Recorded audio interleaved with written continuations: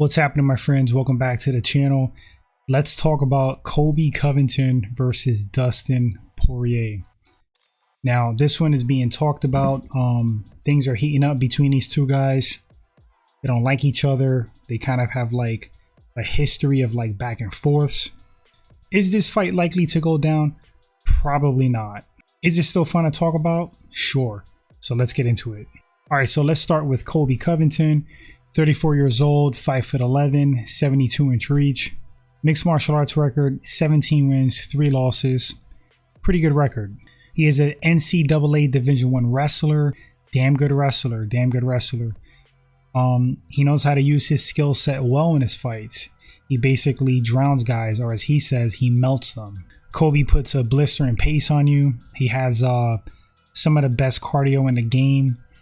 Cardio wise, I mean, there's Kamaru Usman. He's really good at cardio management. Colby Covington's up there. Colby Covington, stellar cardio. Tony Ferguson's up there. There's certain guys that can just go and go, and they basically break guys. Colby's one of those dudes. Cardio, without a doubt, is a weapon.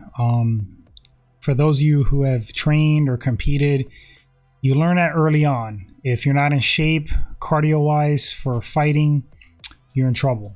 When Colby first started, he relied a lot more on his wrestling, but as his career progressed, so did his skill standing. And right now, he's a pretty competent striker. I mean, he's not Israel Adesanya, you know, he's not Wonderboy Thompson, but he can more than hold his own. We saw that in the 2 Usman fights. We saw what Usman did to Masvidal. Usman is pretty formidable at this point. He has knockout power, and Colby went toe-to-toe with him, man. Colby went toe-to-toe. Colby's style, he's not a power puncher. He's a volume striker, similar to Nick and Nate Diaz. It's like death by 1,000 paper cuts. A few other guys have a style like that. Tony overwhelms you like that. Max Holloway comes to mind. That's Colby Covington as well. Volume striker, throws a lot of combinations, tries to overwhelm you.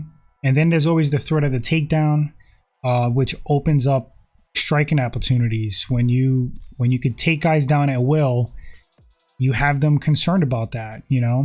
And if you're facing a striker and they're concerned of the takedown, they're going to be reluctant to throw kicks.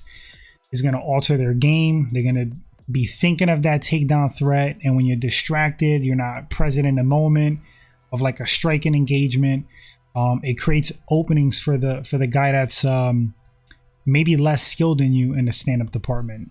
We saw that with Khabib's career. Khabib's not really a great striker at all. 90% of his fights hit the mat. And he knows what he is. He knows what he's good at. There's no shame in that. That's just his style.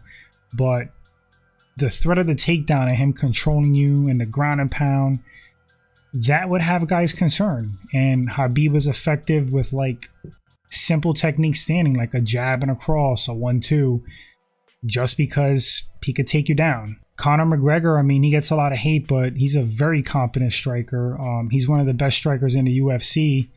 And well, at least he was. We haven't seen him in a little bit. We'll see when he comes back.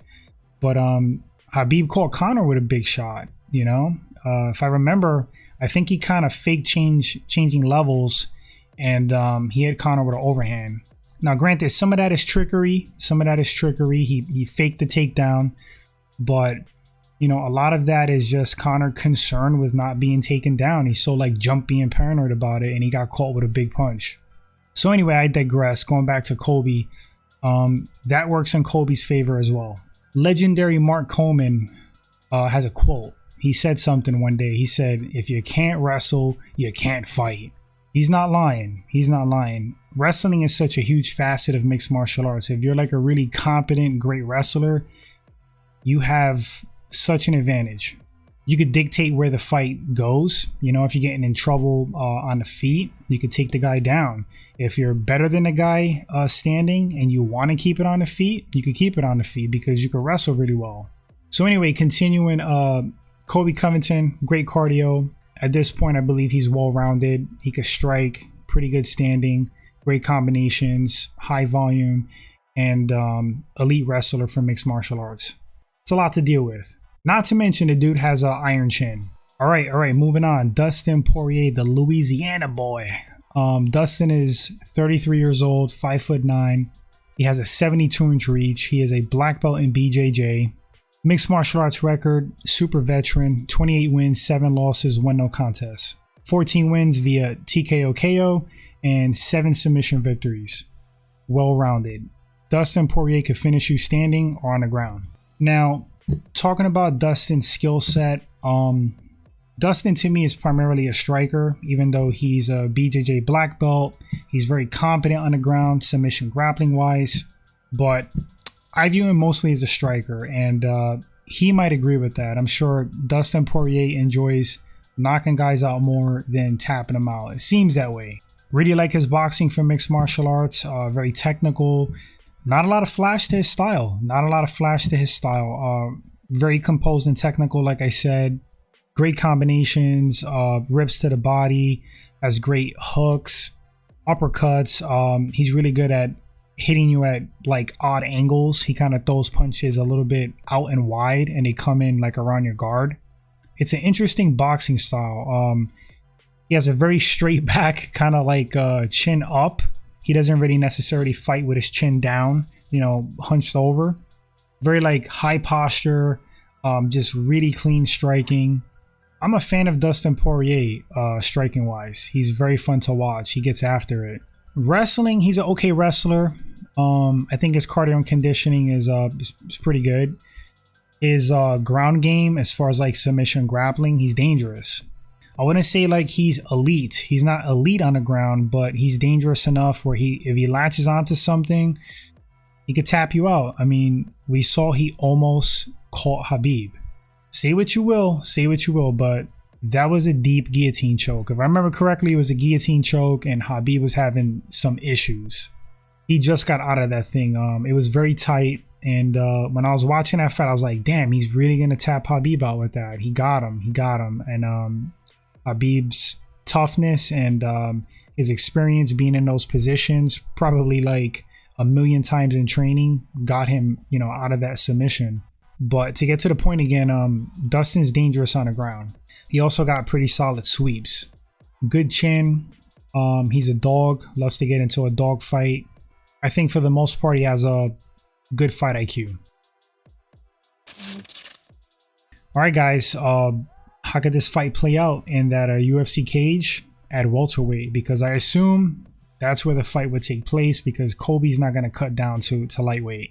Now, here's something with that.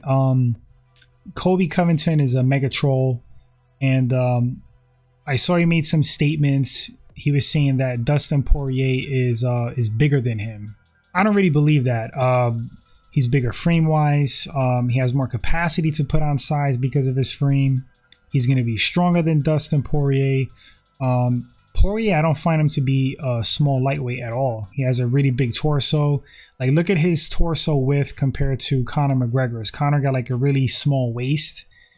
And Poirier is kind of built like a tank, man, for lightweight. Very broad-shouldered and just big core, big, strong core. But against Colby Covington, he's just going to be the smaller, weaker guy. I mean, as simple as that, especially with Colby Covington's wrestling background.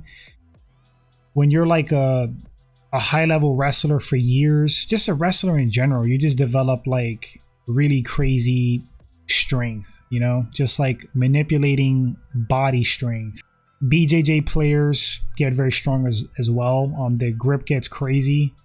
But there's something about a wrestler, man. There's something about a wrestler. They're like hella strong. So it's like not only Colby's the bigger guy, but he has a heavy wrestling background. And yeah, I would imagine if him and Dustin Poirier tie up, he's going to pretty much have his way with Poirier. Dustin's best shot is to keep the fight standing and keep it in the open. I think that'll be very difficult with Colby Covington, because I just can't see Dustin Poirier one shot knocking out Colby Covington. And it's a lot easier to like bum rush somebody, like cover up and charge them against the cage, than it is to like land a pinpoint knockout on their jaw.